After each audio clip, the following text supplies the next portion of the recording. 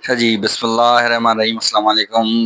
हम करने जा रहे हैं 7.1.2 energy currency in living organism. अब हम बात करने जा रहे हैं एटीपी की। मेरा फेवरेट टॉपिक है, फेवरेट टॉपिक, ठीक है ना। एटीपी एटीपी जो है एडेनोसिन ट्राइफॉस्फेट कहलाता है। इसको करेंसी ऑफ एनर्जी भी कहा जाता है। अभी हमने देखा है, आपकी बुक ये कह रही है कि एनर्जी क्या करते हैं हम बैटरीज में सेव करते हैं, अगर एनर्जी का लॉस हो जाए या लोड शेडिंग हो जाए तो हम उन बैटरीज में से एनर्जी को इस्तेमाल करते हैं, यानी कि यूपीएस इस्तेमाल करते हैं। तो क्या होता है कि हमारे पास से वो एनर्जी इस्तेमाल होती है और हम आराम से पंखे के अंदर बैठे रहते हैं। उसने बोला जो एटीपी है वो बनता कैसे है, और एटीपी है क्या असल में। वो कह रहा है एडेनोसिन ट्राइफॉस्फेट है, एडेनोसिन ट्राइफॉस्फेट है। अभी ऑर्गेनिज्म की मतलब ये है कि हमारे पास, अगर आप देखें, आपको मैं समझाऊं, ये देखिए माशाल्लाह से हमारे पास एक तस्वीर बनी हुई है। इसमें लिखा हुआ है कि 5 कार्बन वाला हमारे पास पेंटोज शुगर मौजूद है। इसके फर्स्ट कार्बन पे ए लगा हुआ है, ए माना एडेनिन। याद रखिएगा कि हमारे पास एक चीज होती है, हम कहते हैं न्यूक्लियोटाइड, न्यूक्लियोटाइड, ठीक है। वो न्यूक्लियोटाइड क्या है, हमारे पास एडेनिन, गुआनिन, साइटोसिन और थाइमिन। हमने क्या किया, इस पेंटोज शुगर के फर्स्ट कार्बन पे ए लगा दिया, यानी कि एडेनिन लगा दिया, और इसके फिफ्थ कार्बन पे हमने फॉस्फेट को जोड़ा, ठीक है। अब फॉस्फेट के यहाँ 3 फॉस्फेट एक साथ जोड़ के हमने क्या किया, 3 फॉस्फेट एक साथ जोड़े। अभी जैसे ही 100 फॉस्फेट जोड़े हमने तो क्या बन गया, एटीपी। टी माना ट्राई, ट्राई माना 3, ठीक है। अब ये बन गया एटीपी। अब अगर मिसाल तौर पे मुझे एनर्जी की जरूरत है तो क्या होगा, ये एक पी जिसमें से टूट जाएगा।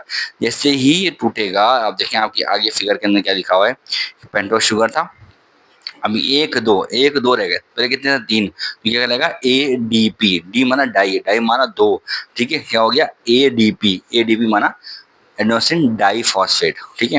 अब हो गया ये एडेनोसिन डाइफॉस्फेट। एडेनोसिन डाइफॉस्फेट हुआ तो देखो ये एक पी जो है वो अलग हो रहा है, उसके प्लस एनर्जी लिखा हुआ है, वो क्या है, फॉस्फेट है।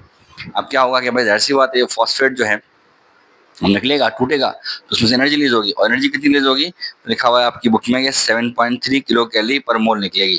ये एनर्जी जो है ना निकलेगी आपके उस एक पी के टूटने से। अब अगर मिसाल एक और पी तोड़ देते हम तो वो ए एम पी हो जाएगा, एडेनोसिन मोनोफॉस्फेट हो जाएगा, ठीक है। यानी कि अब आगे बुक्स में आप पढ़ेंगे। अच्छा जी, अब बता रहे हैं कि भाई एक चीज़ और हो गई। अब मिसाल तौर पे ये जो एडीपी हो गया, अब कहाँ से, अब आप क्या करेंगे, खाना खाएंगे, खाना खाने के बाद ग्लूकोज बनेगा, वो ग्लूकोज से जब एनर्जी लिबरेट होगी, एनर्जी लिबरेट होगी मेरे भाई, तो वो जो एनर्जी है उसमें से फॉस्फेट, एक और फॉस्फेट को जोड़कर, एक और फॉस्फेट को जोड़कर क्या बन जाएगा, एटीपी। क्या बन जाएगा, एटीपी। दोबारा से ये, क्योंकि अनस्टेबल मॉलिक्यूल होता है, टूटता बनता रहता है, तो इसलिए क्या होता है, इसको हम क्या कहते हैं, एटीपी। टूटा, एडीपी बन गया। फिर आपने एनर्जी गेन की तो क्या हो जाएगा, फिर दोबारा से वो एडीपी क्या हो जाएगा, एटीपी हो जाएगा। अब उसमें हम इलेक्ट्रॉन ट्रांसपोर्ट चेन है, बहुत लंबा है, तो हमारी वीडियो बहुत लंबी हो जाएगी, हम आगे पढ़ेंगे इसके बारे में, ठीक है। कि अब देखो आपके उसमें बताया अभी क्या। अच्छा, लिखा so the formation of ATP is endergonic. ये एमसीक्यूज में आती है बात, याद रखना और उसको अपने पल्ले बांध लो, ठीक है।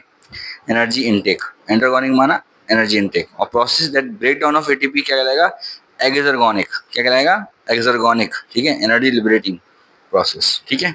चलें।